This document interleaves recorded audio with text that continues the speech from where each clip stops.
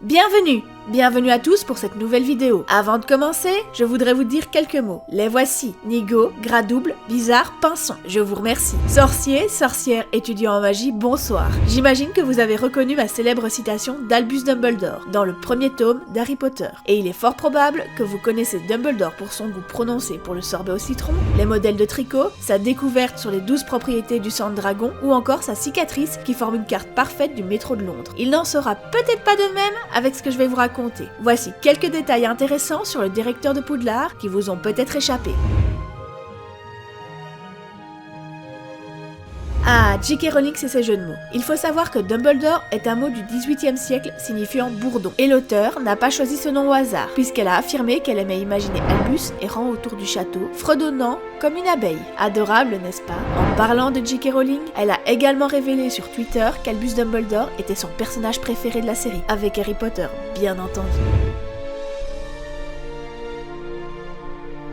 Une des révélations les plus célèbres après la publication des livres et qui a fait beaucoup parler d'elle est que Dumbledore était réellement amoureux de Gellert Grindelwald. J.K. Rowling a déclaré « Dumbledore est tombé amoureux de Grindelwald », intensifiant ainsi l'horreur et la peine de Dumbledore lorsqu'il vit le vrai visage de Grindelwald. Dumbledore a rencontré un homme aussi brillant qu'il était, et à l'instar de Bellatrix Lestrange, il était très attiré par ce personnage brillant et terriblement déçu par lui. Disons que cela excuse un peu Dumbledore. Comme veut le dicton, l'amour rend aveugle. Non.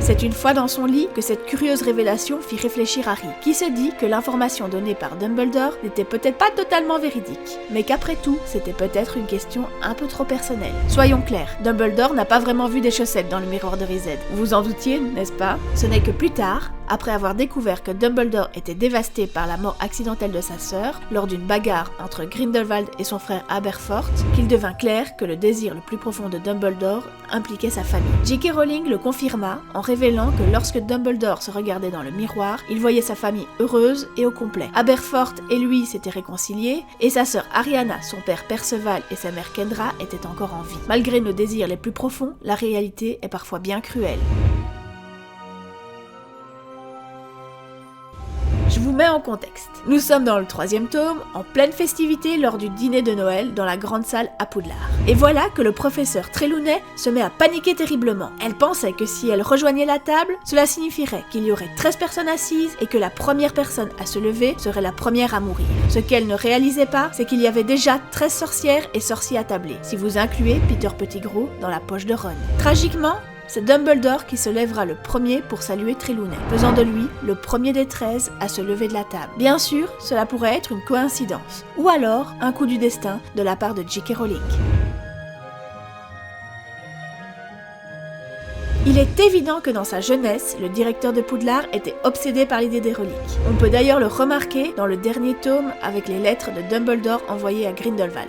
Il semble donc tout à fait opportun qu'il devienne le seul personnage, à part Harry, à avoir possédé les 3 reliques à un moment donné de sa vie. Récapitulons. Après avoir remporté la baguette de Suro dans son célèbre duel contre Grindelwald, il est entré en possession de la cape de James Potter pour l'étudier, et l'a gardée en toute sécurité pour la donner à Harry lorsqu'il serait assez âgé. Ce qui signifie que son emprunt de la cape, qui ne devait durer qu'environ 1 mois, devint une décennie. Et finalement, Dumbledore réussit à posséder la pierre de résurrection, même si cela a eu des conséquences terribles lorsqu'il tenta d'utiliser son pouvoir, l'amenant à une mort certaine.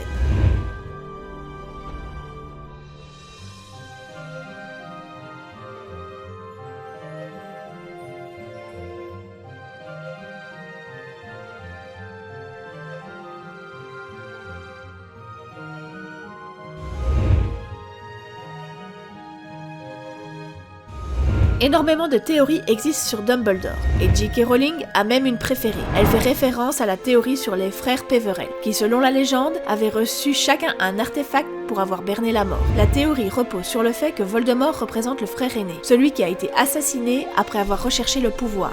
Rogue, le second frère, celui qui tentait de retrouver une demoiselle décédée qu'il aimait jadis, et mourut finalement pour la rejoindre.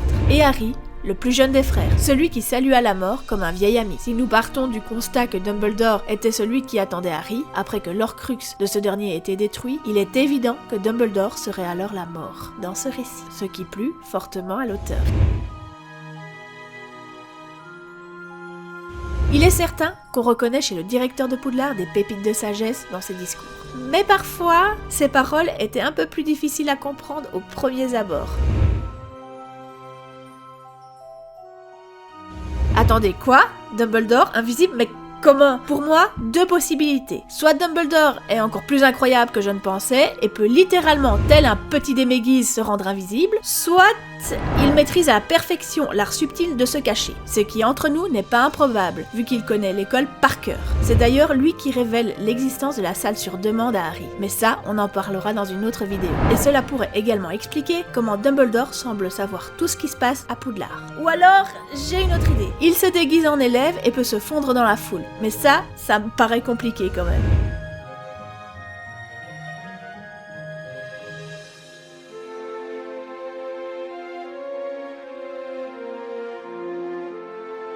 Bon, je vous avoue que je suis passée complètement à côté de cette révélation lors de ma première lecture du tome 3. Pour ma défense, la publication du tome 7 n'était prévue que plusieurs années après. Oui, je fais partie de la génération qui devait patienter des mois, voire des années avant la sortie francophone d'un tome. Bref, avec du recul et une relecture complète des tomes, je me dis que Dumbledore aurait quand même dû être professeur de divination. Car avec cette phrase qui paraissait pourtant anodine, il venait de prédire avec exactitude les circonstances de la mort de Pettigrew des années plus tard. Effectivement, en sauvant la vie de Peter, Harry sauva la sienne.